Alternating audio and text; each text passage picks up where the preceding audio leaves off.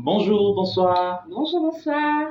Bienvenue à Restez Unis, cette émission pour aider les couples mariés à demeurer unis, quelles que soient, les circonstances. bien sûr. Et on se marie pour le meilleur, Pour le pire, mais surtout pour la pour la vie. vie, bien sûr. Donc on ne se marie pas pour divorcer.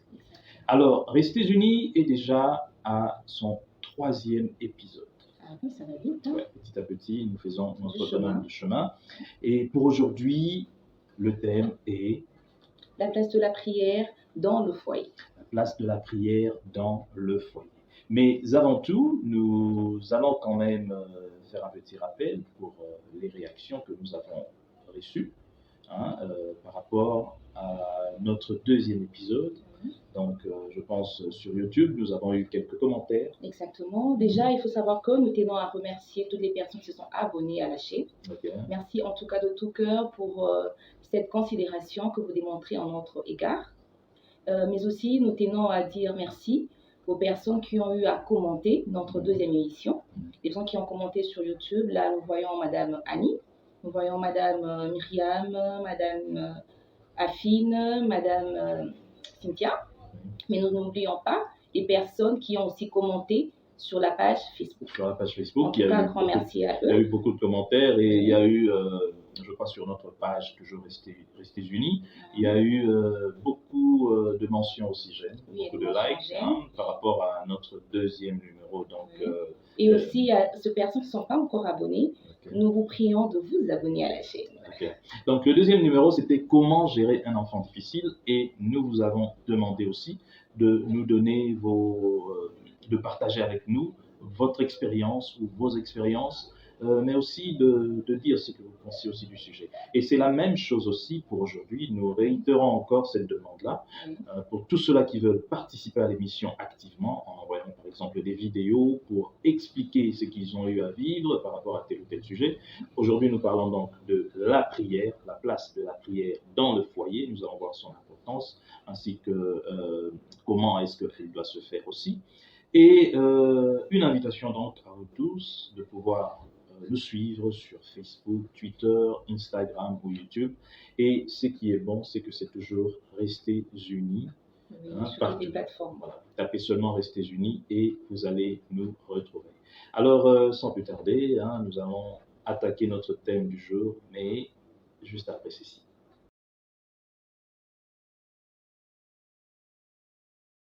Et nous voici de retour donc pour attaquer ce thème ô combien important pour les couples mariés. Et ce thème donc c'est la prière tel qu'on disait. Alors la prière c'est déjà quoi, Christian? La prière, comme on a appris cela déjà à l'école maternelle, à l'école d'hymne aussi, où on disait la chanson que la prière est une conversation entre un chrétien avec son Dieu. La prière, Ça a commencé, la prière est un dialogue, la puissance, la prière et la solution. Et tout ça. Donc la prière, c'est un échange entre un chrétien avec son Dieu. Cela ne veut pas dire que dialoguer dans le sens où on se met sur le toit, on commence à crier, envoyer le feu, on commence à demander des choses à autrui comme les pharisiens. Mais c'est la prière qu'on fait d'une manière intime avec son Dieu. Et d'ailleurs, quand on dit dialogue, ça veut dire on sous-entend une personne, 2 personnes. Exactement, on 2 parle, personnes. On répond et puis... Il y a échange, il y a communication, il y a l'un qui parle et l'autre qui écoute, et on est en train d'échanger. Okay. Et dans 1 Thessaloniciens 5, au verset 17, la Bible dit « priez sans cesse ». Alors, prier sans cesse, ça ne veut pas dire de rester toute la journée en train de répéter des choses ou de marmonner, mais il s'agit plutôt d'un état d'esprit. Donc, quoi qu'on soit en train de faire, on peut être en train de conduire, on peut être en train de préparer ou de travailler, faire n'importe quoi, mais avoir un état d'esprit connecté avec Dieu. Voilà, c'est ça la prière. Et toujours pour expliquer la prière, dans Jérémie chapitre 29, c'est un verset très connu, surtout le verset 11, « Je connais les projets que j'ai formés pour vous, projets de bonheur et non de paix, afin de vous donner un avenir et de l'espérance. » Mais les gens oublient surtout le verset 12, qui est la clé de cette promesse, ça veut dire « Invoquez-moi ». Invoquer veut dire « crier vers moi », donc « prier ». Et donc la prière, pour accéder à cette promesse de Dieu, lorsque Dieu parle des projets qu'il a pour nous, il faut prier. Voilà pourquoi la prière est très importante. Alors, pourquoi prier en famille? Chérie, tu sais déjà, on ne doit pas oublier une chose, que la famille, c'est le noyau de l'Église. C'est dans la famille qu'on apprend les bases. Okay. C'est dans la famille qu'on apprend qu'il faut dire que le matin déjà, il faut prier, remercier le Seigneur. Le matin, il faut dire merci à Dieu avant de faire X, Y chose. En sortant, il faut dire merci. En rentrant, il faut dire merci. Okay. Donc, c'est déjà le noyau. C'est là qu'on inculque aux enfants les bases de la prière. Et d'ailleurs, quand on dit que la famille, c'est le noyau de l'Église, c'est dire aussi, d'ailleurs, bibliquement, l'Église a commencé avec des familles. Lorsqu'on voit dans Acte 2, on parle des familles. On se réunissait dans des maisons, donc c'était des familles. On a l'exemple même toujours dans le livre des Actes, on a l'exemple de plusieurs familles où on s'assemblait donc pour prier. Alors il y a déjà ça, la famille c'est le noyau de l'Église.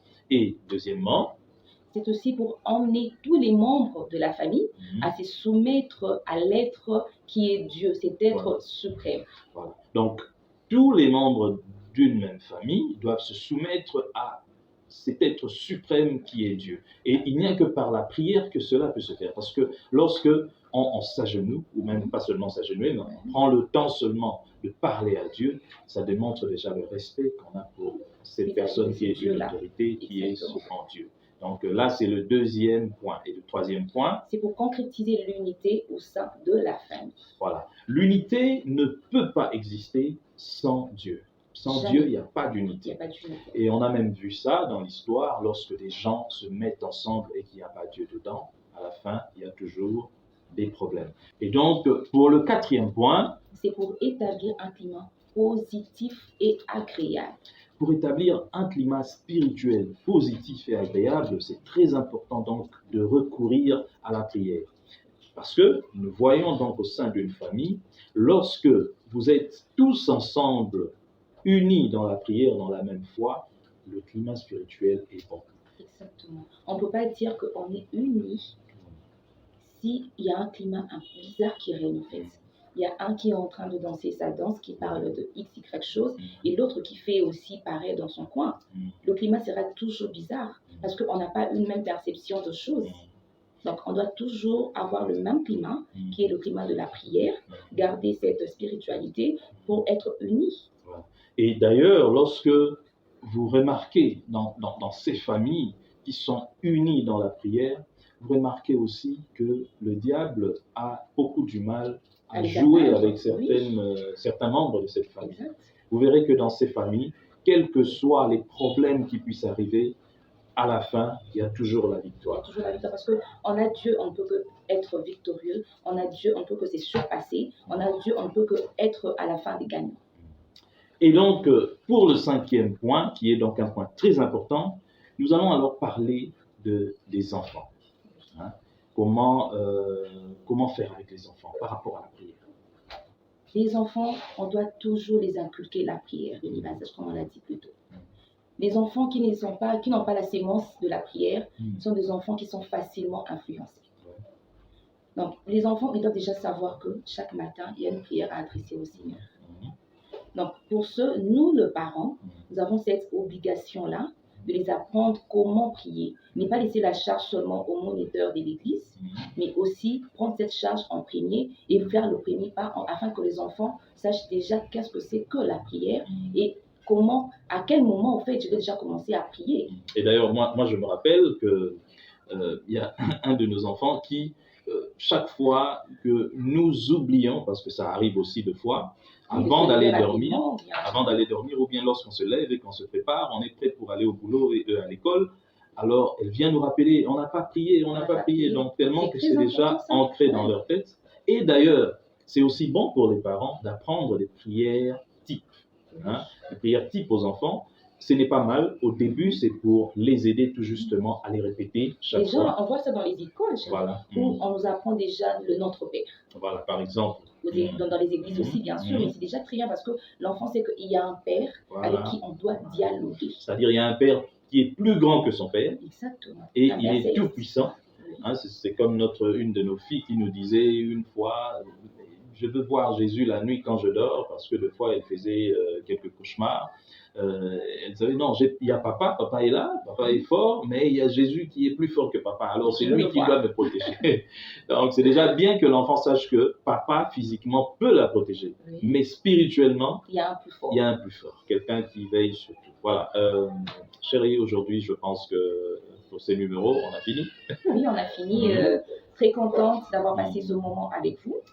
Nous disons déjà merci parce que nous savons que vous serez encore là massivement à nous écrire. Vous allez aussi aimer et on vous dit, je pense, à très bientôt. Oui. Donc, continuez à nous soutenir, à nous dire, nous donner des conseils, nous prodiguer des conseils, voilà, la bonne stylistique. Et continuez aussi à donner, à partager, bien sûr, vos expériences, parce que nous ne sommes, parce qu'il faut rappeler que nous ne sommes pas là comme des maîtres à penser, mais nous, comme vous, nous sommes là pour apprendre aussi. Exactement. Voilà, c'est une école, donc on apprend tous les jours. Vous pouvez aussi aider les autres téléspectateurs à apprendre aussi via cette émission. Donc, merci beaucoup, tel qu'a dit ma charmante épouse. Donc, nous nous disons déjà au revoir, et à la prochaine pour un autre numéro. Et ce numéro-là, nous vous prions de bien pouvoir le suivre parce qu'il sera très intéressant. Au revoir. Bye bye.